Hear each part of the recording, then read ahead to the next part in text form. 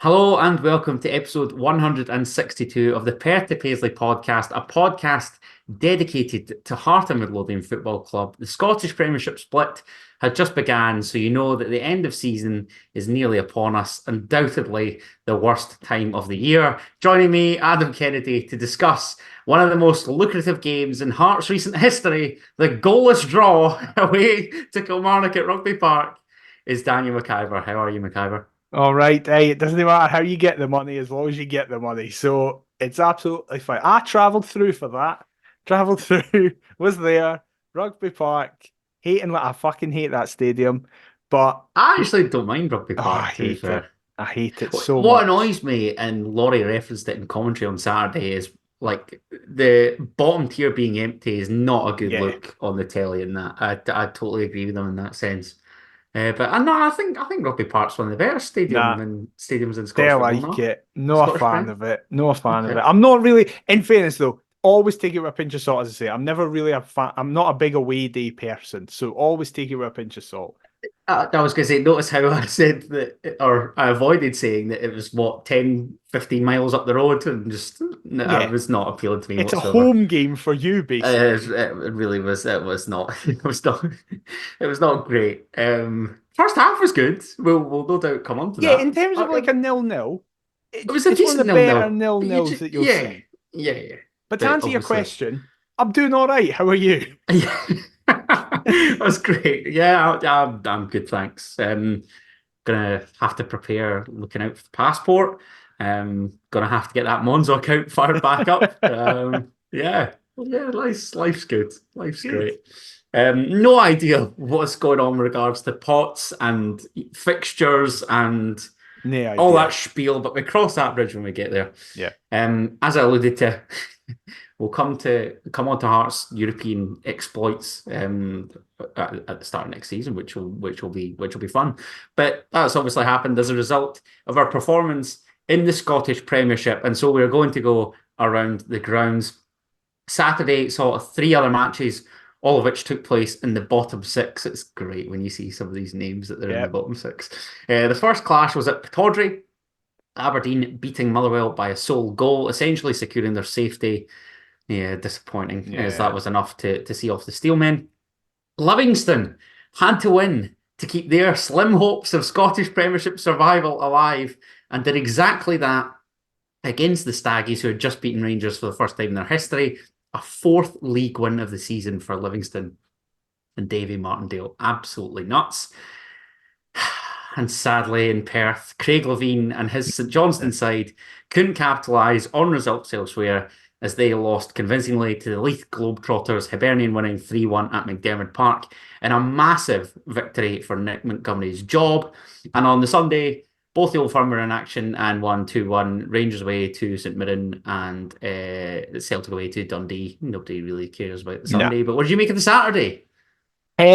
Saturday, the main talking point is Livingston. Like, imagine being a Ross County fan, being like there was almost. I know this isn't how it works, but there was almost no point in beating Rangers if you're then just going to go and get beat off Livingston. It's you've got 3 points for the two games. They're just mixed bag FC though. Like how Yeah, can you only win once away from home in this league and it be a notoriously one of the harder venues to pick up 3 points at?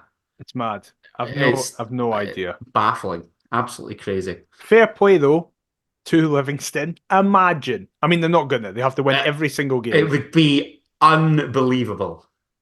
I'd love it so much to happen. How could I you love you, win more Dawn, games but in the split than in the entirety of the 33 I fixtures that know. have gone before Oh, it? it'd be Like so that good. would make absolutely no sense. That would be the greatest escape, I think, of all time ever in any league, Yeah, relegation wise. it's ma it would be I, it would I be like couldn't I couldn't possibly think of a better one. mind when the year before Leicester won the league, they stayed up on the final I day. was about to say that is the only one that compares, but But that's it's I still don't due think to it would what's be happened as after good. that. Yeah, Oh, no it way. still wouldn't be as good.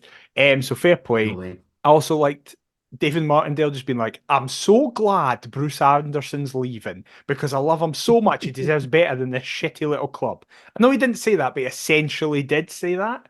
Despite not opting to start your top scorer on Yeah, most occasions this season. Really bizarre don't know what situation he's at doing. Livingston. No. Um, going from Central Belt all the way up the top. Just an embarrassing few days from Motherwell Football Club. And Stuart Wow, Kettlewell interesting. especially, because I was back, as I say, I was Didn't at, have this on my episode 162 bingo card, I've got to say. well, it's happening, all right? There's no much for us to speak about for our club, so we've got to speak That's about true. everybody else. I was on the way back to Edinburgh, listening to the worst show that is possible now in Scottish football, and that is Sports Sound on Saturday. Fucking abysmal, terrible. They need to change it massively. And I saw there was a big discussion on Twitter about it, like what they can do and like how open all mics needs to change and all That's that never going to part. happen at an organisation like the BBC, mate, but carry on. Yeah. However, I hear Stuart Kettlewell come onto the radio and go ballistic at, was it Craig Napier? I think was the ref. I can't Question. remember. I think it I'll was go and Craig have a look. Napier going, he's like an Olympic sprinter. He's got assistants. Aren't they there to assist him? No, it's just embarrassing. It's ridiculous. If anything, Jack Vale was the person who was fouled. So I'm coming back on the car thinking, oh God, right. This must be a really like debatable decision and must like be one of those that will look back in the season going, God, they got that wrong. Where's VR when you need it? Why didn't it step in? And then I see it, and Jack Vale just studs a guy completely. Like, there's no doubt about it. He just studs him fully. And it's the most obvious red card you'll ever see. We are recording this a day later than normal. And as a result, it allowed us to see that Motherwell, as I hoped and expected, had their attempted appeal completely thrown out. He didn't get an additional game ban because of like a frivolous appeal. I think he should have done. He What did. are He they did doing? get. It did get a 2 game suspension. Oh, did If that's he? what. Yeah, if that's what you're referring to. Yeah, yeah, yeah. I saw that. Good. Well Yeah, done. Just crazy, mental. crazy. I don't know what they're thinking either. I just. But you know what else as well, and I can't stomach this from a Motherwell perspective. Their season, like Motherwell should have too much really to be dragged into that. Yeah, These appeals are expensive. I know. It's mad. Why waste your money on that? Yeah. I don't for the sake of what? A couple extra, I don't know. I don't maybe should have checked in terms of prize pots for each and every position, but is it really worth the cost and the hassle to appeal that I know. just to potentially not even a guarantee of finishing a place or two higher? I don't think so. I couldn't really stomach why they were doing that, to be honest. Why appeal the red card, and particularly when, as you say, I mean, it is a red. All Yeah. day it's a red. I couldn't believe it. So fair play, Motherwell. Just try to make someone interested at the end of the season, I guess. And then Hibs and Johnston. Well done, Hibs, for doing it when it literally doesn't matter. How about you do it when you play them at home and could have got top six as a result of it? Yeah, it's easy to look good now that your season's over as well, isn't Yeah, it? exactly. That's the thing, because I've seen it. I saw it on the weekend where Hibs fans were like, see if we can get like a few players in and look at Oh, that performance. It's God, like, yeah, you're playing against a team that no. are sinking like a stone. Their delusion actually knows no bounds. It's mad. But fair play. Listen, keep it coming. Just keep doing But it. It's fine. I know. Is it bad that you occasionally hope that they get that odd bone? Yeah, to Or keep like, them just keep, staying above water just. yeah, and keep him in a job like to an extent, so that he's just treading on thin ice, but somehow it's not enough to see him I fall think through regardless of the what water. happens, I think he's got to get sacked. I think even if he wins Do all you? 5 games, I just think Bill Foley's got to be like, nah, fuck this. I want my own guy in. Saying that, like he's not had a window, has he? He Or had a January and that was it. he had a January, but I mean, like But he's not had a proper transfer. Like he's not had a no, summer. He came he's in not four had. He's games not into the season. exactly. He's not had an overhaul, and he's not Nah. really brought in any of his own players. Really, bar the is it the boy from Sunderland, the sort of sitter, Triantis. yeah, Yeah. because the rest are just Bournemouth outcasts. Yeah, Really, basically. he's not really selected any or many of them. It seems it's weird, but that's what happens when you make terrible decisions. You end up in the bottom six and you're playing dross like St Johnstone, Ross County, and Livingston. Exactly. Any other thoughts with regards to the weekend, the title race? I mean, Oh, you think it's done? I think I it's think it's done. done. Yeah, like it's interesting that they were both away from home, both winning 2-1. Like that's a Both rarity that they have. both being saved by players that had seemingly been Yeah, done. discarded or Yeah. like careers were over. I will ask that big Interesting. question that's been on everybody's lips. Is James Forrest on the plane? At this rate, I think you or I could be on the That's plane. very true. Yeah. Scotland's players are dropping like flies. Yeah, that is They very really true. are. I, who the hell knows? There's bound to be like a shock conclusion or two at this rate. Or Because I don't not care. necessarily a shock, but like guys that have been in the squad previously and haven't been.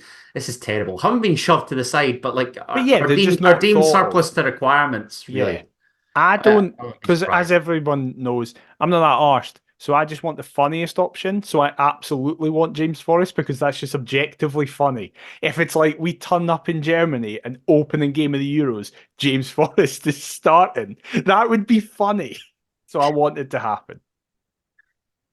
I think there's every chance, to be honest with you. But we're not here to talk about James Forrest. We're We're here to not here talk to about talk about Alan Steve Clark. Forrest. Yeah, nice. Steve Clark and the plane can get parked as we were off to Ayrshire to take on Kilmarnock, our nearest challengers for third place, with Killy sitting in fourth and enjoying a very good season. Stephen Naismith reverted to a back three for the trip to Ayrshire, making three changes from the Scottish Cup semi-final defeat to Rangers at Hampden. Xander Clark replaced Craig Gordon in goal. Intrigued to get your thoughts on that. Dexter Lembakisa came in at right wing back for the injured Nathaniel Atkinson. And hallelujah, praise the Lord. On the opposite flank, you mentioned Alan Forrest there, but he was dropped for Alex Cochrane to start. That meant that Hearts lined up with a 3-5-2, a 3-4-1-2, Aye. whichever way you want to say. Xander Clark in goal. Back three of Stephen Kingsley, Frankie Kent, and Kai Rolls. Dexter Lembakisa right wing back, Alex Cochrane left wing back, with a midfield trio of Cammy Devlin, Benny Beningame, and George Grant. Kenneth Vargas partnering Lawrence Shankland in attack. What did you make of the changes? What did you make of the team? Were you happy overall? Alex Cochrane's back, so Daniel's happy, basically. Were you just looking for his name and his name Yeah. only? Yeah. Yeah, the graphic. I should have known that was the case. Because I saw in his presser the days before, Naismith confirmed that Clark will be playing for the rest of the season. So I'd made my peace with that, despite Okay. being unhappy about it. Okay. I've just accepted it now. And it's like, Stephen, we've got at most a year left of Craig Gordon. Let me go to random dead rubbers and see Craig Gordon play. I was going to ask you exactly that. What do you think happens now with the goalies? I think Clark will be starting for the rest of the season, as he said. And I think the Euros might dictate a lot of it because if like the injury bug hits Angus Gunn, Clark will go to Gordon. So then if Gordon has like a really good Euros, he can't really come back and Naismith go, right, I'm going to play the guy who was on the bench ahead of you in that tournament instead. But I mean, in terms of like, say he does choose Xander Clark over Craig Gordon, that that that can't be the end of Craig Gordon, surely. I mean, I'll be furious if it is. I think he'll stay here. Like he's going to retire here. Like No, I he's know, just turned but 41, but I want it to be a triumphant retirement. I don't just want me peter out and just like really, disappear. I'd want him to, lift that Scottish Cup over Yeah, his I mean, head. if it's me, Craig Gordon's our starting goalkeeper. Like Gordon would start every game for me because he's a better goalkeeper than Xander Clark. I'm not. I don't know. I And don't I know why love Xander, and I'm I don't like, know why this I is asked this great question. because obviously Xander's contract comes up at the end of next season. And I think All all right, Naismith okay. needs to say to him is go, well, Craig's going to be retiring at the end of next season. If you sign a new deal, you will just Let's. be our number one. Oh yeah, because if Craig Gordon has come back in for the vast majority of the season, Santa Clark's definitely going to just willingly agree to that Yeah, because he with no other offers elsewhere. no, he won't. Look, he was at St Johnstone fucked off and didn't get anything for a summer. Yeah, So but that's because Stoke probably didn't want to pay him as much wages as they initially offered, and Dundee United chose a random Aussie bloke that got them relegated instead. I think Xander Clark would be smart enough to be like, yeah, I totally understand it's a unique situation. Xander said it himself in the press conference the week before the Scottish Cup, the game against Livingston, Xander was like, I know that I'm in a very unique situation here because I'm competing against arguably like the best player to ever play for the club in the position. Like he said he was like, I know it's not that it's just, oh, Hearts fans don't like me. He was like, I know that it's because they have this guy who is like to many favourite player ever. I am included in that camp of people. So I think Xander's going to be smart and just be like, yeah, totally understand it. But I don't think, but it all comes back to what I was saying. I think Naismith will just play Clark all next season. And I worry that Gordon will just kind of peter out, and that terrifies me. But apart from that, I was happy with the team. Yeah, sorry. To realise that we digressed a little bit there. Yeah, I mean, I think. Look, I'm not a great lover of the three at the back, as I've made my feelings abundantly clear on this podcast many, many times. But what I will say is, if we are to play that way, I don't think we can really complain about the centre halves chosen, and in particular the wing backs chosen. Like Yeah. that just is your starting two, Which is regardless depressing. of if Atkinson's injured. Well, I see today, was it today or yesterday, Barry Anderson Today. obviously released his piece in the Edinburgh Evening News, and loads of people then had a look and said that we're targeting a right back, which obviously makes sense because Dexter Lembekisa's loan with Wolves will come to an end, and I'm not a great Nathaniel Atkinson lover, neither are you. A defensive midfielder obviously needed. That tells me that Benny's off. Yeah, Ben's away. And a striker to ideally take the burden off Lawrence Shankland or carry us in a way that Lawrence Shankland previously did, and that really terrifies me if he's off. Well, the interesting wording of that was potentially a new forward. And I'm like, I understand that if it's like, oh, well, if Shankland stays, we don't need to. But I disagree with that. I'm like, no. Even if Shankland stays, I want another forward. Yeah, I'd go along with that. So nothing of this potentially, Hearts. Could Tagawa be that man for you? Yes. I want to bring in somebody as a backup to Tagawa, right? That's what I want. That's my claim for next season. Tagawa, 30 goals. He'll beat Shankland's record. It's going to be class. Do you know how old Tagawa is? 24. I thought he was like 21 or something. He's 25. No, 25. So, oh Jesus. So, there's not a chance he's the same age as me. That's a scary, scary thought. I think he is anyway. I saw somebody speaking about it. How the hell do we end up down? He is 25. He turned 25 in February. What was I going to say? Yeah, it's very bold from a podcast that once had some clown claim that Gary Mackay-Steven would be our player of the year, that we're going to say that Kiyosuke Tagawa will bag 30 goals in his second season. You know how like second season syndrome is like a very literal thing, like particularly south of the border when teams like come up, or I don't know, managers at clubs and various things. Could we be the first ever second season syndrome where it's gone the other way? It's and where the first season, the pilot was absolutely awful, but the second he just blossomed into this baller. It's going to be Always Sunny in Philadelphia syndrome. First season, don't really know what they're doing yet. They're figuring out what's happening. Second season onwards, bang, smashed it. Also, I realised you're actually old. You're a year older than Tagawa because he's just. Oh my god! I'm 26 next month. Yeah, exactly. Oh my god. That is the wild. Please title this podcast Always Sunny and Gorgie now. Yeah, that has to be fair. Absolutely fair. I should also specify, I've got a wee reminder, now we're in the month of May. It's actually, we're recording on May Day, which to many is the anniversary of when Falkirk battered Hearts 6-0 at Brockville. But that was my parents' wedding day. So 31 years ago today, my old man was marrying my mother whilst Hearts were getting smashed, and then Joe Jordan got sacked. So hope everybody has a great May Day, or what's left of it. This gets released after it. Hope you had a great day yesterday. I'm an absolute mess. This is what happens when like you come back and like the last episode was bad enough. I'm all over the place here. So this is what happens when our season's done. There's I nothing know. else for us to do. I'm slightly shitting myself as to how I can drag this out over an hour. It'll So be fine. We've any already little done 20 minutes. It's fine. any little rabbit hole that I can take, I think's a bonus. There. Kelly, Rugby Park, Saturday. Um, Look, this could be the polar opposite as to what we've seen. Actually, we're talking about like the second season syndrome going the other way. This was very much first half Hearts, Yeah. which we haven't become accustomed to seeing a heck of a lot. It was Certainly weird. not, certainly not this season. That being said, Kelly did have a couple of early opportunities after just a minute. Stuart Finlay Love heads that. over from a Matty Kennedy cross. What? Just you make it the very fair point that we had a good start, but I forgot that they had the first couple of chances. Oh my God. So if folk didn't see the game, they're like, "What the fuck are you on about? It sounds like typical us." I thought you were accusing me of inaccuracy here. No. So I've gone off the highlights. No, I love watched the how game. accurate you're being because Oh, it just sounds really funny. Thanks.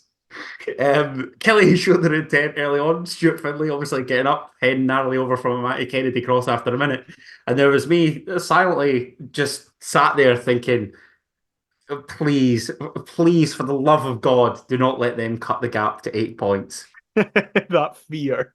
The fear of it's the fear of last year. I don't think I'm really over it until we Never will mathematically be. secure it, which we could this weekend.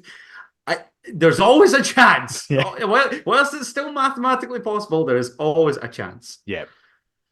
10 minutes in, Liam Porth tries his luck from range after Kairos heads out a short corner, which is eventually whipped in by Danny Armstrong.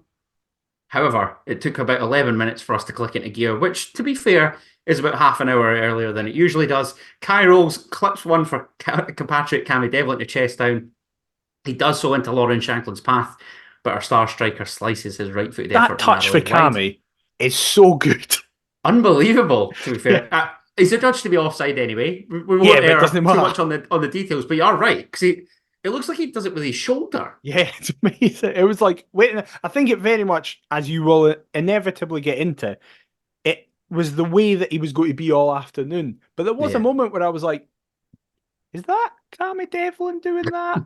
Like, he's never done that in the years he's been here. It says 14. Yeah. Is Cammy Devlin 14 At this point, on that programme? Yeah, I did turn to my brother and go, why is Cammy Devlin making off-the-shoulder runs? I know. I couldn't believe that either. I thought there's a midfield trio and Cammy Devlin is our furthest forward. Yeah, it's mad. I then thought, that must mean a lot about the other two. But more alarmingly, what is he doing up there? What is happening? What But am then I he was watching? doing it all day. I know. Absolutely bizarre. I then thought of how I'd like sum this up on the podcast, and cover every blade of grass wouldn't quite do it justice, because given that turf, I mean, does artificial grass cover every bobble? We said on Twitter, the Hearts every bump? admin went covered every single blade of plastic. Great work. I didn't see that big part of that, and I'd be the first to slew the admin, but that is good. He was amazing though. He was so good. Like, I mean, I said it on Twitter, and I was accused of hyperbole, even though I said in the tweet, people will think this is hyperbole. I think that's his best performance for us ever. I think it's better than the Rosenborg game. Like, that's kind of the other one that people point to. I cannot explain to you how good he won the. He made 22 recoveries. What I was going to say actually is, I feel as though he's performed much better in kind of the European games and the big He's stages. Best player in Europe. There must be something that we've said with regards to the pre-match team talk of this 5 million jackpot and, Europa, the fact that we could then get into another group stage, or rather a league stage, you know what I mean, into the tournament proper. Has that just set like a light bulb off in Cammy Devlin's head, whereby he's gone, holy shit, I could be making Hearts a hell of a lot of money here if I perform this afternoon. I think it is? I think Devlin does. You're right in that Devlin always. I think last season he was our best player in Europe. Yeah, I'd agree with that. He performs well in derbies a lot of the time. He performs well often with his energy against the Old Firm. I think he just does well against teams that don't sit back and there's energy to the game. And if there's energy to the game, he does well in that. He's not that type of player to play that through the lines pass. Yeah. That does make sense. That does make sense. Yeah, I'd love to get him on and rack his brain as to why he's up Why for do you keep clashes. running? You know what I Yeah, mean? yeah. Where does he get his energy from? Talk me through your daily routine. Yeah. I think it was What's your morning? What's I on think your Weetabix? I think it was Claire Hammond on Twitter was like our new nickname for him is Tenacious D, which is like spot on. It's absolutely perfect because he is. And I think it was Tony Anderson, the terrace this past week, was like speaking about how it was weird that Devlin was getting in the box so often because he's like allergic to shooting. Which it But was. Tony made the point where it was like, but he's not someone that tires. So it's like, well, you might as well do it. Like, you're still going to Yeah. be sprinting back in the 95th minute. It's not like, oh shit, he's used his energy to get into the box. Now he doesn't know what to do. He'll be like, yeah, Cam, you might as well just be another body, even though you're not going to really do anything, because you're never going to get tired. So it's like, yeah, go for it. We've got two absolutely cracking title materials here of Tenacious D and Always Sunny and Yeah. Gorgie. I think we need to go Always Sunny and Gorgie because Yeah, we'll go with that. that's Claire's. We're not going to rip that Yeah, off we her. don't need to nick Claire's better part than us. Unlike the club did with the Portobello Puro thing. And no, I'm still not over it. I should have Hey, he trademarked scored a it. perfect hat trick this past week. He's flying, isn't he? What is Absolutely smashing it. what is happening? Claire, get that trademarked ASAP. You heard us. On 23 minutes, however, came probably our best chance of the half. Desperately unlucky not to take the lead. Kairos marches forward from the back, plays a lovely ball inside to Kenneth Vargas. The Costa Rican and Lauren Shankland exchange a lovely 1-2. Vargas is given, he's got back, and after a first touch to set himself, smashes his effort off the crossbar, and it bounces out to Dexter Lembakisa, who just smashes a poor cross eventually out for a throw-in. Lovely give and go. Big fan of it. Even Shanklin peeling off his man. A gorgeous setback to Kenneth Vargas. And if it was just a couple inches lower, we could be talking about one of our goals of the season. Yeah, it was a great move overall. I think his logic is I need to get this high into the corners because Dennis is good at going low. Yeah, I saw a totally. video of Will Dennis speaking, I think it was a couple of months ago now, where he was like, oh yeah, I'm always really confident in myself at my corners. He was like, I can get down early. So I don't know if Vargas, like if the staff had seen that and been telling forward, it's like try and go up high because he might be confident, but he's no said he's confident going up high. So Interesting.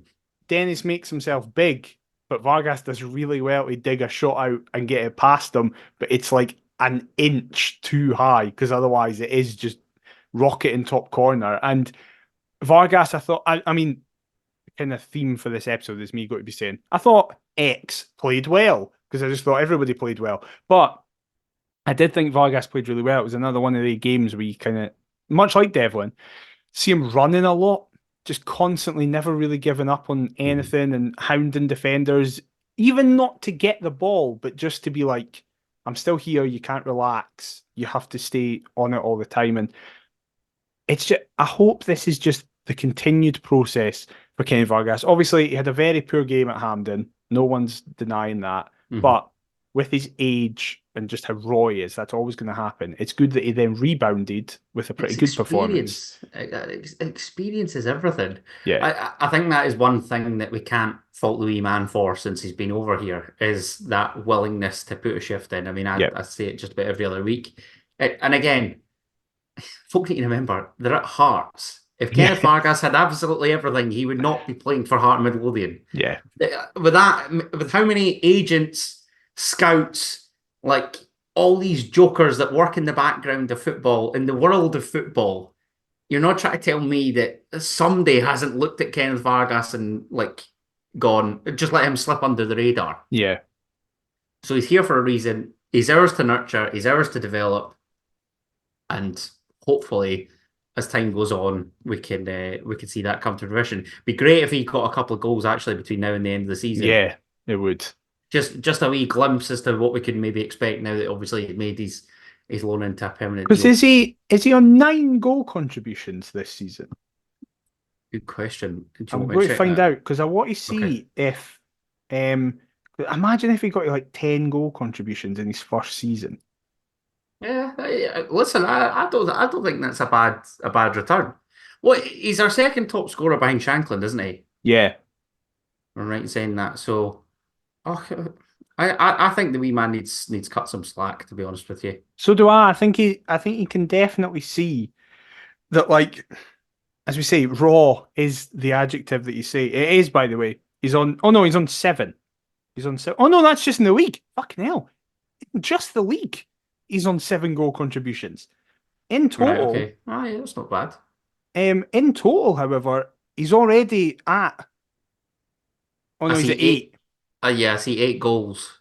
Is Oh, that he's right? already, yeah, and he's passed it. He's got 3 assists. I'm talking shit. He's up to 11 goal contributions already in his first season here. If he gets 2, he's got double figures of just goals. Like, he's That's having a not a very bad good return. season. Mental how this is how our expectations have changed with Shanklin, doesn't it? Like Yeah. previously, we would have killed for a striker to reach 10 goals. That would have been seen as like a Yeah. massive success. Like you played your part, well done. Now everything less than like Shanklin set the bar to such a level where it's like less than 20, not really arsed, Have to you be got honest. 20 by Christmas? Yeah. Don't know if you're at our level now. Nah, you're all right. You're Yeah. all right. The ghosts of like rotten centre forwards that we've grown up watching are just like John Sutton. resting. Oh, like genuinely just I don't know. It's like devils are behind me Yeah. on like either shoulder, and I'm negotiating with Christian Nadi and some other dross. And Like, that was what I oh, was going to say. I said John Sutton there. I still love John Sutton because mainly because of that assist for Rudy Easter Road. I love him forever for that. But the reason I said that is, and also another one is like Dennis Wyness, where it's just guys who were on fire before they came yeah, to us. elsewhere. Yeah, yeah, yeah. Yeah, Then pulled on that maroon shirt and the goals just dried up. yeah. Yeah, Connor Salmon to excellent. a lesser extent. Oh, good Lord. Speaking about Kelly, Connor Salmon. So see, I wasn't really sure where to go with that. In the Connor Salmon derby, 36 There we minutes. go. Hearts patiently built from the back. Frankie Kent and Alex Cochrane linking up. Cochrane finding Vargas out on the left-hand side, who gives it back to Kairos, who's creeping over halfway. The Aussie floats one into the area for Stephen Kingsley to nod down to George Grant, who does well to swivel, shoot, but Will Dennis palms it out for a Hearts corner. That resulting corner causes chaos from Alex Cochrane as a stramash involving Rolls and Kent eventually breaks for Cammy Devlin after George Grant rescues it on the far side. He drags back, looks to bend one into the top corner. A near postage stamp finish, but unfortunately just clips the crossbar. Shanklin heads back goalwards and Will Dennis gathers before he's bundled over and he wins a free kick. But again, just like Vargas, inches close from Cammy Devlin. Imagine if Devlin had scored that goal. All his other goals have either been deflections or tap-ins, then he pings in for the edge of the box right into the top corner. Because he does just about everything right. I Even know, the drag back. I know. Where's this been? Well, this is the thing. I saw Naismith speaking about it, and he said about 7 or 8 weeks ago now that they've been trying to change Cammy from being just another 6 kind of thing to being that 8 that is box to box because he's Like got the it. energy for us. And I think this was the first game that we're like, oh, he can actually do it as well. It's not just a Yeah. hopeful thought by the A, management team. a little sample size, if you will. Yeah, and just hope. I know. Listen, he's not going to be able to do it at Parkhead, right? I'm not expecting that, but Cammy like, Devlin hat trick. Get down to the yeah, bookies now. exactly. But maybe even against both Dundee and St Mirren, it's like just keep, even if you just keep the energy. And yes, we know we can't really pass that well, right? But even if he's just in the area where it's a short pass for then someone else to make a better pass, it's all because Devlin has made that move. So I was so happy for him. I know I'm biased because he's like one of my favorite players, but it was great to see everybody just universally being like, "Oh, he was fantastic at the weekend." Yeah, he was. I heard Robert Borthwick compare him to a young Colin Cameron on the commentary. Fair, a justified comparison. You think so? Yes, Paul Hartley-esque for our Oh, generation. hey, easy, Hey, it's easy. happening next season. Come on. 16 goals for Cammy Devlin. That's my favourite ever Hearts player you're talking about, Paul Is it? Hartley. Yeah, I didn't I think even it know probably. that. I think it I mean, probably it's a did. very fair person to have. Just for the big moments, that hat trick at Hampden against Aye, Hibs. and but then he got fucking sent off against Gretna, and I was furious as an 8-year-old at him. Yeah, but we can overlook But it's that. fine now. The penalty against Aberdeen to send us to the Champions Yeah, League. love him. What a hero. He Love was that also guy. like in that season, I saw him speak about it with somebody where he was like, "Hey, I was like stunning back then as well." He was like, "I'm Ah, good fat looking now," guy. but he was like, "I was stunning then." And it's like, yeah. And So then he's he got looked at, everything. and he always had like, or what I seem to remember, he put on like, what's that? Oh, like Albus oil. It I seemed to be like know Albus it was oil at like the that top of bit his with the top. Akio Bancast below Yeah, and yeah, there when he's running ahead doing the ahead three. of his time. What a That's hero of a man. technology. A lovely man. It was bizarre. Obviously, I know we're digressing here, but I when love I 0-0 games because yeah, this is just what happens in the show.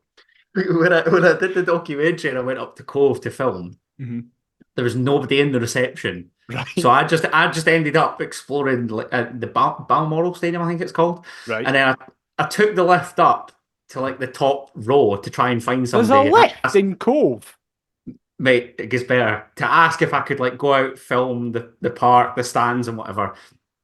As soon as I get out the lift, who's standing there in the door to like take them out onto the balcony? Cove Rangers trackie, Paul Hartley, and I swear to you, I did not know what to say. I froze. The little 8-year-old Adam inside of me was screaming, going, "Oh my fucking god, it's Paul Hartley!" And I just I didn't know what to say. And then the best bit was he heard I was a journalist. He was like, not remotely interested. I was like, all right, okay. And then he was like, oh, just kidding, I'll take you down. And I was like, okay. And then I said, I was like, I'm getting I'm all over the place now, just talking about it. I said to him that I was a Jambo, and he was like, oh, you should have said that earlier. You can do whatever the fuck you like. I was like, I love you. What a What a hero. guy. Then What I a had to ask man. him about the hat trick against Hibs, and I could have spoke to him all day. What a lovely man. Fuck the Why didn't you just fuck the documentary off and speak to him the Just whole talk to time? him. Yeah, I Yeah. should have done. I really should have done. How would I? Yeah, a Hearts fan's creepy obsession with a former player, and just Yeah. make that a half-hour documentary. You would have got Um, the entire hey, listenership of listen, this podcast to support it. look at how well Baby Reindeer's done on Netflix. Exactly. There's a market for it.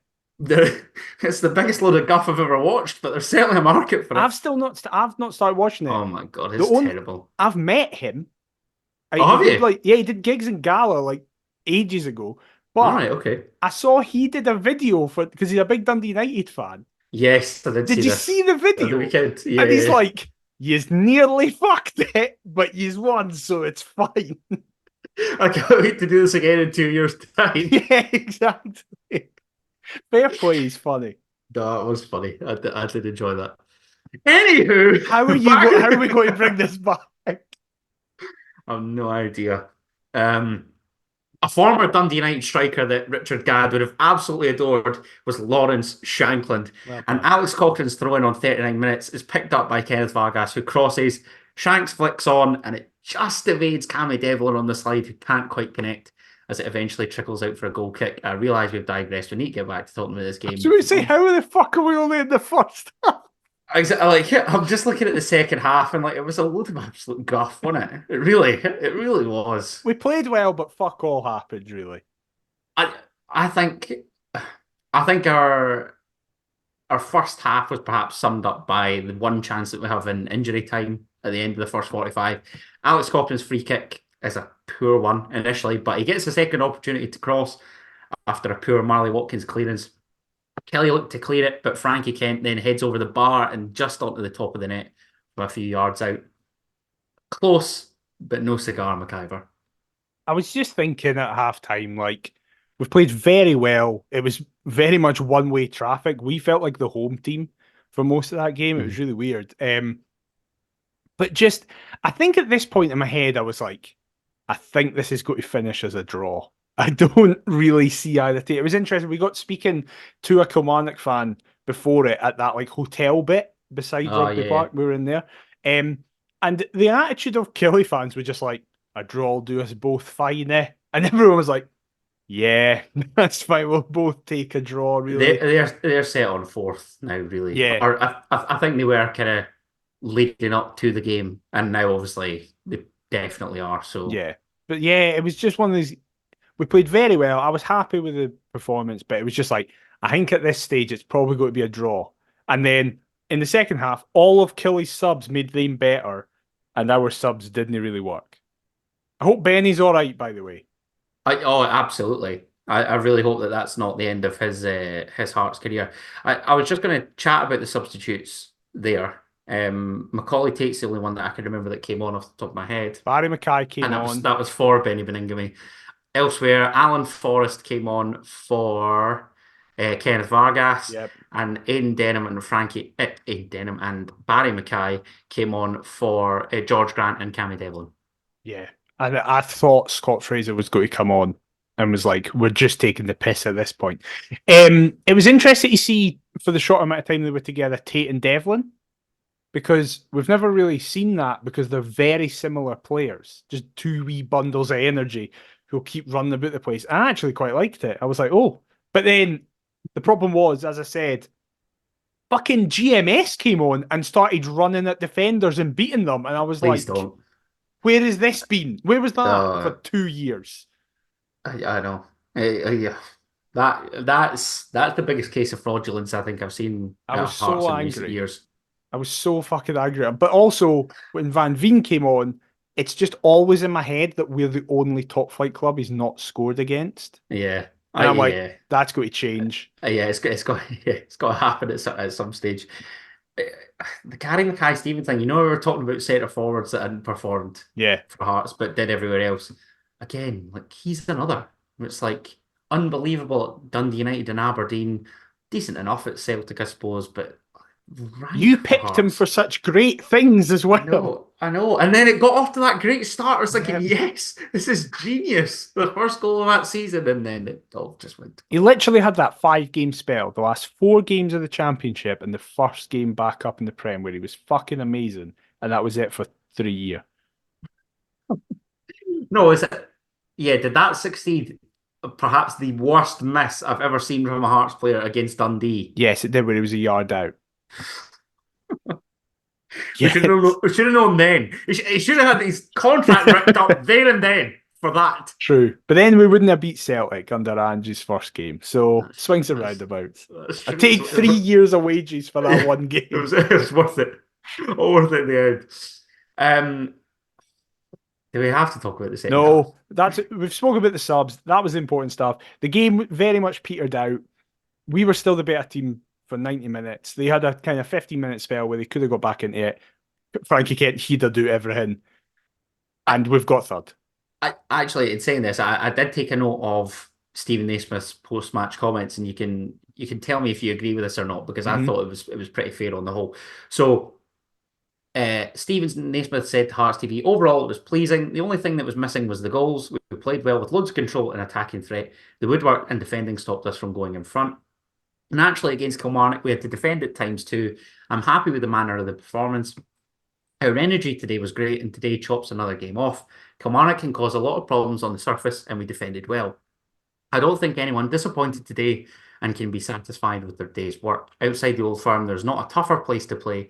They've got good experience and good wide players. Every time we played them, we've matched them and carried a threat. We can be pleased with that. I think that is absolutely spot on. And he makes a Pretty good fair point there summary. that I wanted to mention. We've now played clearly the fourth best team in the country 5 times this season and went unbeaten against them completely. That's really Yeah. impressive. Yeah, a couple clean sheets in there too, wasn't Yeah. it? First and last meeting, I think. Yeah. Yeah, The because only then we beat ones. them 2-1, then we drew 1-1, Yeah, that's and right. then, yeah. Aye, Yeah, God, so aye. Fair point. Like, I think, it's mad how that first 0-0, sorry, just because it came so early on oh, in I the know. season and it was at Tynecastle, felt like it was a shocking result. Yeah, I was But upon furious. reflection, they'd just beaten Rangers in Yeah. the season opener, so it swings and And then, roundabouts and really. then, especially when you see how successful a season they've had, Yeah, yeah, it's like, yeah. oh, You actually, that was quite a good you point. realise early doors, yeah, and the fact that we then lose at home to Motherwell and some other draws. Yeah. So yeah, Could have been second. it's actually mental. Like I really don't know how to feel about this season because on one hand, I'm delighted that we've pissed third. Yeah. Simultaneously, if we just started that wee bit better, there's always that what if. If we just started that wee bit better, if we hadn't dropped points at home to Motherwell, Kelly, Hibs, whoever, hadn't lost at St Mirren, Dundee, Aberdeen. But then you could say that about any season because then this season it's I like know. we've beaten Celtic twice and stuff like Joe's that. Joe's mental. Yeah, well, exactly. One at Easter Road. Like, I'm what's beaten in mad derbies, to eh? me is no matter what happens, Hearts will have won half their league games this season because we're on 19 Fucking wins. hell. I never even thought of that actually. To So we could see we could see more wins than draws and losses combined. When was the last time that happened? On your point being like you don't know how to feel about this season, I think this is like one of my favorite seasons in my lifetime because I've never seen us be this good away from home. I know. Yeah, that's true as well. Yeah, like as much as there have been one or two teensy wee negatives, you can't fault. I mean, the away record is Like sensational. my dad, Back to when back clean sheets against Celtic for yeah, the first time in our exactly. lifetimes. Like again, countless. You could reel a few of these off. My dad has been a fair few away games this season, and he's seen us do nothing but win. Apart from Killy at the weekend was his first away game this season. In terms of away games, not neutral venues like Hampden, they dick out. Yeah, yeah. No, Like league that's away fine. games, he's seen, I think it was 9 wins and a draw. Like, Jesus, that's unbelievable. that is mental. That's unheard of for us in recent Yeah. years. It has been a good season.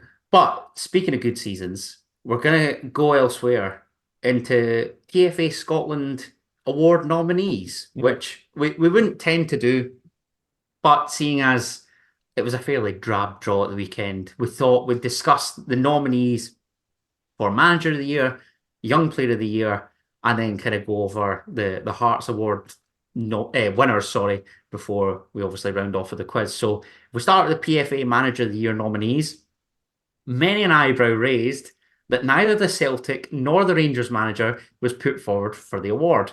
How nice and refreshing. I love when Scottish football does this upon occasion. And I don't think anybody can really begrudge the three that are nominated. Derek McInnes, obviously at last weekend's opponents, Kilmarnock, sitting fourth in the Premiership, doing a wonderful job.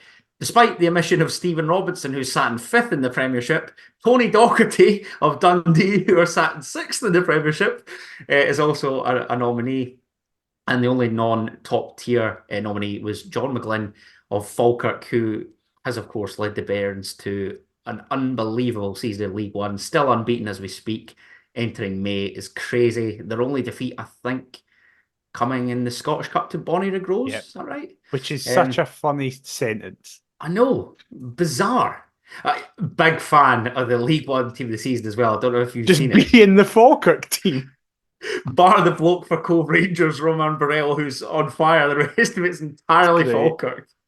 I mean, it's 10, fair. I cannot remember 10 of 11 team of the season nominees being represented by one club I ever. swear I saw a thing that guy either used to be at Falkirk or had a trial at It them as was. well. It was Yeah, at Falkirk. That's yeah. right. So it's basically 11 Falkirk players. Mental. I mean, my like controversial opinion on the manager of the year that should be that the Old Firm should never be nominated for it. It should Yeah. never be because it's not Did, impressive. They're did you not see, manager of the year. did you see that argument that was put forward for Stephen Naismith where it's like, well, he's sort of doing what Hearts would expect by So finishing third? that's what I was going to say. Yeah. I reacted to the news being like, those are the three that I think should be nominated for it. I think there's a couple in the championship that have been hard done by as well, Oh, can I just say? that's going to be my closing point because I have an issue with this entire thing. I'll shut up. You carry on. I think McGlynn should win it, like because Yeah. it's just insane. I would have it go Unbelievable. McGlynn, McInnes, Docherty, but Would you? McInnes and Docherty, I think are quite interchangeable because someone replied to me and I I'd totally have Docherty above McInnes if I'm that's honest. fair. That's totally fair. Just because I'm a Derek McInnes fan. I think he's a Mhm. vastly underrated manager, particularly at Scottish Premiership level. But Tony Dock, to do what he's done with Dundee, the fact that they were considered one of the favourites for the drop, his first season after being McInnes's number two for so long and going out on his own to take that job, having to deal with the pitch and all that crap, the fact that they're a newly promoted team who had let their previous manager Gary Bowyer go to appoint him, I think it's an unbelievable season for Tony Docherty in Dundee. And they could still get Europe as well. Yeah. Like, it's just when was the mad. last time Dundee were in Europe? I know, it's crazy. So I do apologise if you're a listener. And I just can't forget your name. Someone replied to me last night saying they asked why I thought Docherty deserved it for, in their words, like scraping top six compared to Naismith for getting us clearly in third and two semi-finals. And I said exactly that, where I was like, I think it's because from a neutral's perspective, regardless of anything that we've done, we are where we should be.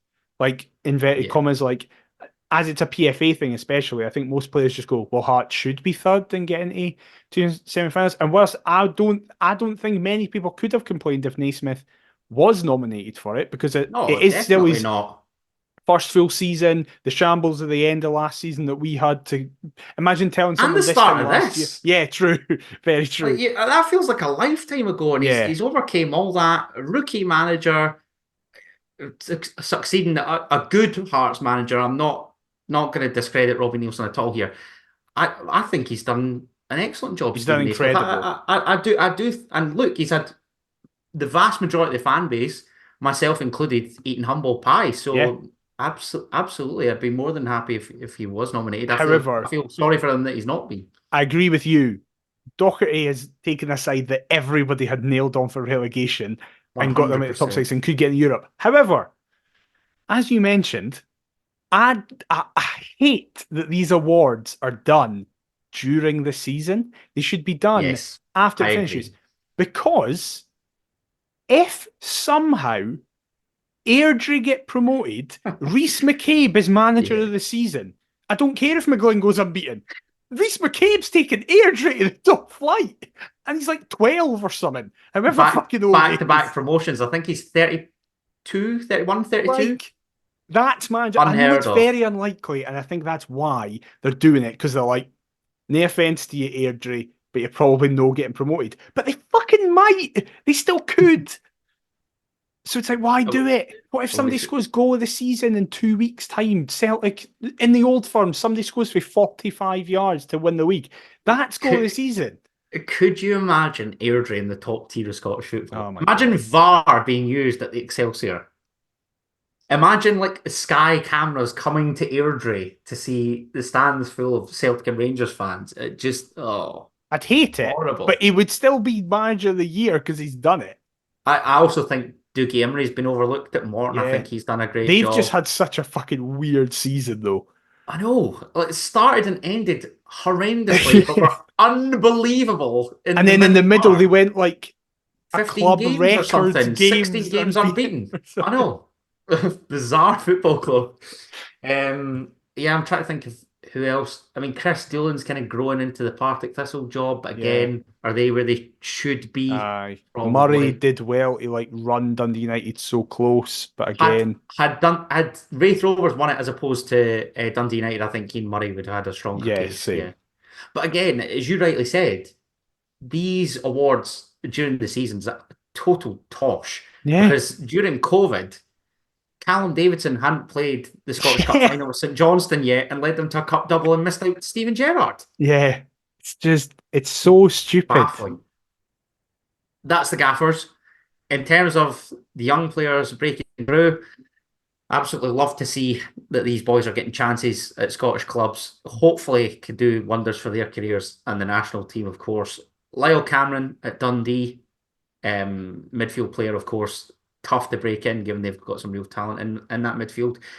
It's all really midfield maestros, because David Watson at Kilmarnock also up for the award. I saw even toward the back end of last season just how good he is. Lennon Miller, it was outstanding breakthrough season for Motherwell, probably will eclipse the club record fee that they got for David Turnbull from Celtic. And Ross McCausland, who's there because Rangers have bedded in a youngster. Yeah, basically. He's not as deserving as the other three, is he? No. And the argument will be that, yes, it's harder to break into that Rangers team, but they're a gang. Yeah, they're a shambles now. Who's your outstanding candidate out of Ah, those four? Because I'm toying between the three midfield players, but I think if I had to go for one, I would probably be leaning towards Lennon Miller. I would, just to be different, I'll go Lyle Cameron. No, I don't mind it. I And really like Lyle David Cameron. I think David Watson's a terrific talent as well. I think they're all good players. David Watson looks like he's going to be like David Watson looks like he could play in the top flight in England in a few years. Like he looks fucking amazing. It's mad it's that he's top. that good at this stage. But yeah, just a good selection. And Ross McCausland. Sorry, Ross. Sorry, Ross. Yeah, sorry, mate. Right, that's interesting. So we've got different managers. Different managers who we'd like to see win it. Different young players who we'd like to see win it. What are you thinking in terms of who will get awarded both? I think McGlynn will get it. And I think Ross McCausland will get it. If Ross McCausland gets that, that is a joke. What about the big one, though? What about the big one? What is in player? Yeah. Because we'll have opinion. I have a feeling we'll be agreed on this one. As to who should get it and who will get it. Yeah. Who should get it is Lauren Shankland. And who will get it is James Matt O'Reilly. Tavernier. I think it'll be interesting. I just think because Celtic are going to win the league, it'll go. I think it will be between those two. I think O'Reilly will, even though he's fallen off a they'll cliff find since some way. Christmas. Yeah. It should be Jack Butland if it's going to be anybody from Rangers. Yeah, that's the thing. I think the two least likely to win it are the two most likely. Yeah, I fully agree. I think in terms of manager and young player, I've got a sneaky feeling it might be a Killy double, you know. I mean, fair. It's McInnes deserved. And Watson. It's really deserved. But Watson doesn't even start every game. True, that's what I was going to say. Whereas I feel like Lennon Miller has that place. Yeah, Miller and Cameron. He had a wee spell injured. Probably yeah, you might be right with Cameron in terms of he's nailed on pretty much. Him, McCowan, and one of Boating and Silla for Dundee. In terms of Hearts Awards, they obviously had their big fancy do at the ICC. Just a couple to reel off. So B Team's Players Player of the Year was Liam McFarlane. The B Team Player of the Year was Callum Sandilands. The memorable moment, the comeback win against Rosenborg, of course. Hearts Women Rising Star was Jess Husband. Hearts Women Player of the Year was Katie Lockwood. Yeah. Save of the season was Xander Clark against Hibs. Goal of the season was Alan Forrest against Hibs. And Fans and Players Player of the Year, Lauren Shankland. I don't really think that we can argue with many, if any, of that. I don't think really any of them are up for debate. I've seen a bit of the B Team this season. Mackenzie Kirk will be because I've seen absolutely none. Mackenzie Kirk will be livid about the Hamilton loan that has been a fucking disaster. I was going to say that's 100% dented his chances. Yeah. McFarlane's performed really well. I've seen 5 games this season, and he was in goals for 4 of them, and I think conceded 1 in 4, so has done very well. Hey. There's the successor for Gordon that we alluded to earlier. Hey, Harry Stone. No pressure, Liam. Harry Stone won Queen's Player of the Year or something. Yeah, but have you seen where Queen of the South are? Yeah, exactly. As one of the few full-time teams in that division. Yeah. That is a disgrace. Marvin Bartley, you've got blood on your hands. Yeah, it's a nightmare situation for them. In terms of women's team, Katie Lockwood, definitely. I think a big part of that is going to be about her goal against Rangers, but she has been really good all season. Kiara Grant's not been as good as she was last season, but still very good. Parker Smith is just the best goalie in the league. She got in the team of the season. Love this, mate. You're on it. I'm on it. I care what's happening. Parker Smith, as I say, she got in the team of the year and is probably our best all-round player. Similar to Gordon, but it's hard for goalies to be nominated as Player of the Year out with apparently Liam McFarlane. He gets it, and that's it. But Kate Lockwood's been fantastic. Clark made the save of the season, definitely. That save's amazing. Without a doubt. Forrest's goal, I think a lot of people don't like it as much because of the game. That's me. 100% that's me. I feel so sorry for Alan Forrest that is the case. Yeah. You'd genuinely be livid as a player that you've just scored that absolute worldie in the derby. You've got the fans on your side now with that, and then they go piss it away in a matter of minutes. Yeah. The other two that Horrible. were in my head was Shankland against St Mirren, Shankland against Hibs, Cammy Devlin against Livingston. They were like my three Oh, that I were, like the Shankland against St Mirren shout. That was yeah, good. That was the December game, wasn't it? yeah, aye, Yeah, that's right. I do. That was a good time actually, finishing up yeah, for the year and then coming up the road, getting to watch Hearts. Yeah, that was I class. one that's underrated for me was Vargas is against. I wanted to say Livingston, but it's Well, he not. scored Is it twice against Livingston. is it Motherwell? I think the one that he takes down from the sky, turns, swivels, and Oh yeah, sticks it. because Stephen O'Donnell falls over and tries to It be like, is "I want to get a Motherwell. penalty." Yeah, that's a It is great Motherwell. goal. That was a great goal. We've had a few Yeah, this season. We've had a few we good have. goals. Even the ones, I mean, we've talked about Airdrie worryingly enough on this podcast, but a couple of them at Airdrie, the first goal Neuenhof's. was, oh, great goals. Oh yeah, and then the second one, Shankland's dink. the second one where Halkett just pings it 80 yards, then pings his Ah, knee and comes off. that was the last that we saw of Yeah, Craig Halkett, but it was exactly. all worth it. God, we have had some good goals this season, eh? Yeah, And yeah. then, If anybody's got the time, just make a wee compilation yeah, up for just us. go for it. That'd be nice. And then obviously Shankland wins fans and players player of the year. He's been our best player. I mean, the biggest certainty known to man. Yeah. He's won it back to back to back to back seasons.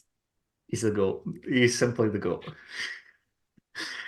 However, we're going to round off this episode with a quiz after discussing a drab draw, nominees, Every awards, tangent possible. every tangent possible. Paul Hartley, Always my, sunny in Philadelphia. my parents' anniversary, Yeah. Joe Jordan sacking after the pumping of Falkirk at Brockville. These are the We've best arrived, episodes. we've arrived at the quiz. I'm sorry, team. Since I've finished up, I just feel like I feel so weird. Like it feels like something should be like nagging away at me, but Yeah. it's not. It's a really bizarre feeling. The quiz. I'm worried Oh God. that I've made this worryingly easy. Oh no. I've Just not paid like attention to any stats that have been shared on Twitter this week. So well, this is the thing because I messaged Scott and was like, "It's obviously my week to host the quiz. Have you got anything for me?" And he said maybe tomorrow, but I was like, "Oh shit! I should have contacted you earlier because we're recording tonight." good. So This is what you get for having a guy that I'd yeah, never get access to. this is it. This is entirely my own fault that this quiz is absolutely terrible, but we're going to go with it. Shocking. First question, and this is a gift, particularly with what we've been discussing. Dundee United wrapped up the Scottish Championship title in the most underwhelming way possible, a 0-0 draw at Airdrie last Friday night. Who are the three teams that make up the Championship promotion playoff places? Wraith, Partick, Airdrie. Correct. First Yeah, point. and normally any other time of the season, I know, would never I get know. that. I know, but I thought if we're going to be discussing stuff, he's 100% paying attention. I'm a nice guy. I'm a nice Yeah, guy. You can thank have you. that. Second question, Daniel McIver, is your true or false? Last weekend's stalemate is the first match that Hearts have drawn away from home this season. True or false? Oh, immediately off the top of my head, I can't think of many. We beat Hibs, got beat off Celtic, and well, beat Celtic, got beat off Rangers, got beat off Aberdeen, got beat off Dundee. But did we draw at Dundee when we then played them again? Have we even played them again? Oh yeah, Shankland scored. Oh, I can't remember what the score was in that game. It might be Dundee. Kelly obviously was that one, as you said. Motherwell, we beat them. I remember us going to the corner. Livy, we've won. That was iconic. Yeah. I forgot about that. That was class. I think it's false because I think we've drawn with Ross County. Daniel McIver, you are in fact incorrect. We did Wow. not draw with Ross. That is our first draw away from home this season. That's How mad. mental is that? In I May, mean, I or should have toward known the end that of April, after I I was should making say. the big point about how my dad, but my dad's not went to every away game this season, so I was like, oh, has he missed a draw? So I think it's played 17 away from home in the league, won 10, drawn 1, lost the other 6. That's mad. That's insane. Absolutely mental. 1 from 2. Your third question is, there is only one other Scottish Premiership team besides Hearts that have gone to Rugby Park twice in the league and not lost to Kilmarnock this season. Can you name them? And I've got a multiple choice if you're struggling. In fact, you should want the multiple choice. Yeah. A, Aberdeen, B. Motherwell, C. Hibernian, D. Dundee. Right. I wouldn't have said any of them, so I'm glad I got the options. I realise that that might have been harsh to just give you that off the bat. What were you thinking initially? Well, my initial process was I know that Celtic and Rangers have both been beat by them, Yes, that's so correct. so it can't be them. And then Yes. I was like, is it going to be something stupid like Livingston have inexplicably not lost there? Tell you Right. what, I did the research for it. Kelly's results are wild. I think I've actually been that off, have I? I So what might did have you say? done. Motherwell, Aberdeen, Dundee, and Hibs. A. Aberdeen, B. Motherwell, C. Hibs, D. Dundee. Right. Dundee have obviously had a very good season. Have they went to, but no, because I seem to remember Tony Docherty going fucking mental about a decision at Rugby Park. So I don't Okay. think it's them. Aberdeen have been shit. Surely it's no they. What, But Motherwell and Hibs haven't? true. But am I just thinking about the Derek McInnes factor too much? No, Aberdeen got beat at Rugby Park. I remember it. Because then they fucking lost at Pittodrie in the cup and I got really annoyed. I'm going to go inexplicably Hibs. How have you wangled it the correct answer? Yeah. 2 games, 2 draws. I think both 2 each. Oh, of course. I Uh, remember us mentioning that they just play each other and draw to each all the time. yeah, I've been that research. I don't know Get why I in. did that. That was silly. But yes, 2 from 3. Nice. Very good. A process of elimination and a little Yeah, help from the multiple choice. I like it. exactly. You've been paying attention to the women's team, as you've Hmm. just alluded to there, with the award winners. Hearts women are through to their first ever Scottish Cup final, where they'll play Rangers on Sunday, the 26th of May at Hampden Park. That's the day after the men's, for those that are interested. Can you name the 3 goal scorers against Spartans in the semi-final? Shit. Oh, I don't think I'm going to be able to. I can't remember if Lockwood scored, but I'm going to assume she did. Did Kate Lockwood score? Uh, I've seen all do 3 of the goals. what do you want? 5 lives? No, because I've done What's quite well fair? in this quiz. So Right, okay. I'll just see. I can get one answer wrong, and then I'll have Okay, to get the other 3. okay. Are you going with Kate Lockwood? Yes. Incorrect. Fuck. Right. I need to get. I've seen all 3 goals as well. I could describe the goals to you. Does that count? By all means. Um. oh, fuck. Did Kiara Grant get one? I think so. Did Thingy Williams get one? I don't think so. Did Kiara Grant score? Or did Kiara Grant get an assist for the second?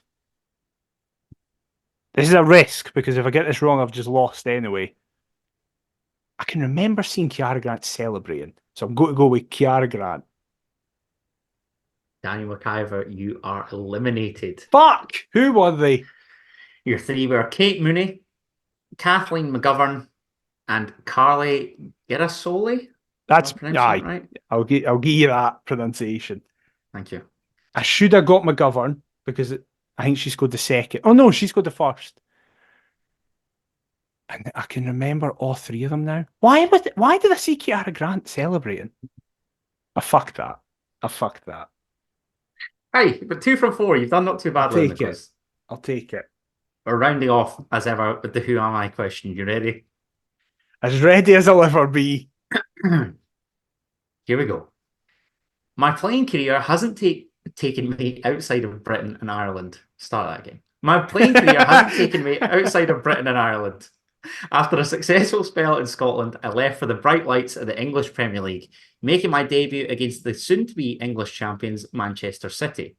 I was once sent off at Old Trafford on Boxing Day for the Premier League club I represented against Manchester United. I played under the likes of Roberto Martinez, Nigel Clough, Steve McLaren, and Mick McCarthy. I had a goal disallowed on my Hearts debut, which was played in a European tie, before scoring in the second leg in what was my first of just 2 goals for the Jambos, and I left HMFC to play for last weekend's opponents and a few Scottish sides since. Who am I? Fuck. Well, I had two names immediately Okay. in my head. First was Naismith, after you mentioned about how, like, playing down south and all that, but then I was like, Okay. it's clearly not because of the timings. Then I started to think Berra, but Okay. Berra never played for Rangers. He has played in the Prem, but the Rangers thing now just doesn't make sense. I'm going to ask, between what years did this man play for Hearts? Should have got this man's Wikipedia up as you Shocking. were What a yammering on day. away there. I know, it's fatigue, mate. That's what the Terrible. problem was. This man played for Hearts of Midlothian between 2016 and 2019. Fuck, I should get it then. I should really get it. 2016 and 18. And did you say, sorry, was the last clue that he left us to go to Rangers? 2016 and 2019, I left HMFC to play for last weekend's opponents Oh, Kelly. and a few Scottish sides since. I wondered where the hell you were going with Rangers. I was like, what? And then I realised that you probably heard that wrong. It's still no better. As far as I remember, Good work. Berra has not played for Kilmarnock. Played for Livingston. Right, Dundee. Do you remember when he wore the number 7 on one at God, Dundee? yeah. They really liked him at Dundee, I think. I know. I actually did do a job for Dundee. Right, it's no Glenn Whelan. Because he wasn't asked for 3 years. Imagine Roberto Martinez coaching Glenn Whelan. It's not Aaron Hughes, because Aaron Hughes didn't go to Killy. Aaron Hughes retired at us because he got brought off at Parkhead for his final moment. Jacked it. Yeah, I loved Aaron Hughes. I've got the Newcastle connection as well, but Oh, that's right. fucking loved Aaron Hughes. I always think of him at Fulham. That's fair. He did play for all these teams. In fairness, imagine if it's Aaron Hughes and I just missed them going to Killy. Right. He must be old. Who was old at us? 17. Is that your first question? No. I've already had my first question. I asked the years. So you did. Oh, Christ. So you've only got one. Oh, dear. I know. Only got Fuck one more this. I don't Oh, want to ask the dearie. clubs because I don't pay attention to clubs. Right. I don't Yikes. care who anybody's played for. What nationality was this man? Was this man or is this man? This man is Irish. Shit. Who was Irish at us? Jimmy Dunn wasn't there for 3 years. Jake Mulroney. Jimmy Dunn is 100% a Mick McCarthy centre half, though. That He is would so he true. would love Jimmy Dunn. That is very true. It's not Michael Smith because he's Northern Irish and didn't play for Killy and didn't leave us in 2019. Congrats to the Oval on their promotion, Smith. I love you. Yes, well in Michael Smith. It's almost nice that he won a trophy after being at us for years. Absolute ledge. What a guy.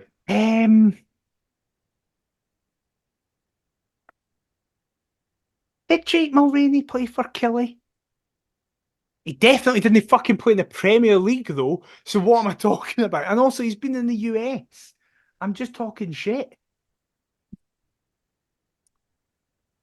Who has played? He definitely didn't play in a European tie. If Jay Mulroney represented us in Europe, my goodness, that could have been one of the lowest ebbs of this club's history. Who else is Irish and was at us in that period of time that has also played for Killy?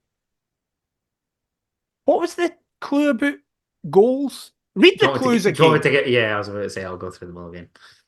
This is good. This is the clip that you could put out rather than me making an absolute scene next Tuesday of it the first time around. My playing career hasn't taken me outside of Britain and Ireland.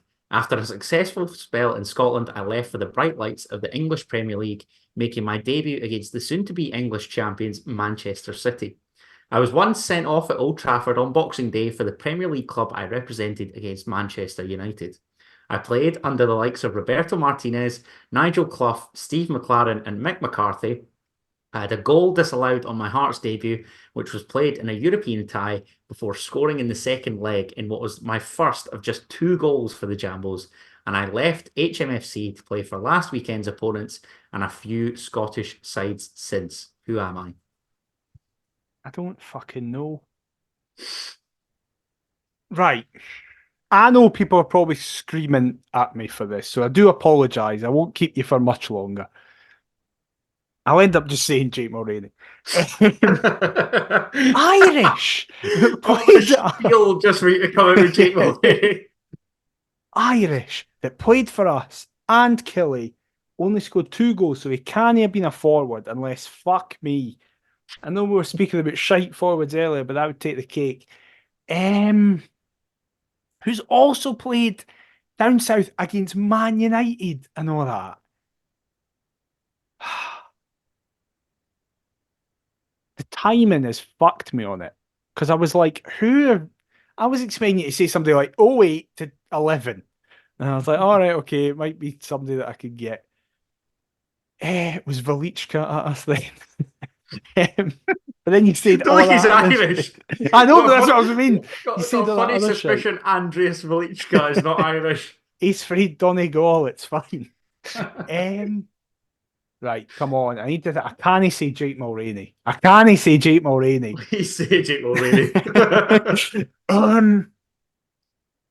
Who have played for fuck the Irish thing? Who have played for Hearts and Killie? Scott Robinson. It's no him. Did Gomes play for Killie? Or have I just made that up? I don't think so. Okay. This is what I mean. I don't pay attention to anything that isn't Heart of Midlothian for most of my life. Oh, Gary Locke. Gary Locke has played for us in Killie. Naismith has, but he's not Irish. Gary Locke. He played in the Prem with Bradford. Exactly. It makes sense now. Him and Naismith both bit it. If I hadn't asked for the nationality, I would have been confidently saying Naismith. Gary Locke and Steve McLaren are tight. Those pair go way back. Me. Who was shit for us in that time period? And now I'm starting to doubt myself that you've made a point about the goals. Wait, was the clue about the goals scored for us in a European tie? I had a goal disallowed on my Hearts debut, which was played in a European tie before scoring in the second leg in what was my first of just 2 goals for the Jambos. Who? 16 to 19, so it must have been that season. 16-17 season. We mentioned them earlier! I mentioned them talking about shit strikers, and it does take the cake because it's fucking Connor Salmon, isn't it? Yes! Yes. Oh, I thought I got away with it. Fucking yes! McIver, I could not believe it. I literally was covering my mouth the entire time, silently pissing myself at the fact that you hadn't yet thought of Connor Salmon. Fuck me. Oh, how did I remember him halfway through this fucking episode? I was begging that I got the chance to say, well, he's taken quite a bit of this episode already. It was, in fact, Connor Salmon. Yeah, there you go. Holy shit. And of course, he played for like Derby and all that, didn't he? So he played for Wigan in the Prem, Derby, Ipswich, Rotherham, Sheffield U, and then came to us. And then he's been at Alloa and all that. Yeah, so he's still at Alloa. Partick. We loaned about 3 times to Killie, Partick Thistle, and Motherwell. And then he left to join Falkirk and is now at Alloa, has been for 3 years. 37 years of age, Connor Salmon. A man who has bought a career off of Eremenko. Being class in that one season. And playing alongside Killie. Kevin Kyle. Yeah, exactly. Doesn't know how lucky he was. I am so sorry, everybody. Yous will have been screaming at that. That's bad. I'm gutted that you eventually got that. That would have been one of the best ever. I would have left the show If I hadn't got that and you'd revealed it, I would have been done. Oh, I was so sad. I'm Because yes, buzzing. the Hearts debut was Burkakara and he scored at Tynecastle. Yes, of course. My goodness. Is that any points for guessing who his other goal was against? Can you remember? Dundee United. This top? Nope. Which is why I've got this on today. Fucking hell, so you've been giving me subliminal messages throughout the whole thing. Is that I 16 just to think of 19? either. I think of either Nicholson or Juanma in that top. Oh, do you? Yeah. Or Igor Rossi. Miss you. Baller. Love him. Was it Motherwell? No. Who It's a was it? side that's no longer in the Premiership. Clyde haven't been kicking about for a while. I think they're soon to be out the SPFL. I know. I hope they don't. Fuck Stranraer. Stay up, Clyde. No, Stranraer were brothers in arms back in the day. Aye, but fuck them. I've got family ties to Clyde, so I'm fully Okay. Clyde warrior. I'm devastated it's not Bonnyrigg. Sorry, but yeah, that's fair. I'm from Pennycook. I can't bear the thought. That's fair. Is it Partick? No, one of his former clubs. No, yeah. It was not. Fuck, who is it? Inverness, Caledonian Oh, Thistle. wow. The 5-1. I think where Don Cowie Oh, really? an absolute beauty. Yeah. And Nicholson Brace as well. I remember that game. Fucking hell, yeah. Connor Sam scored in that. His second of 2 goals for Hearts in that game. We are going to miss Shanklin so fucking much. It's unbelievable. That we are.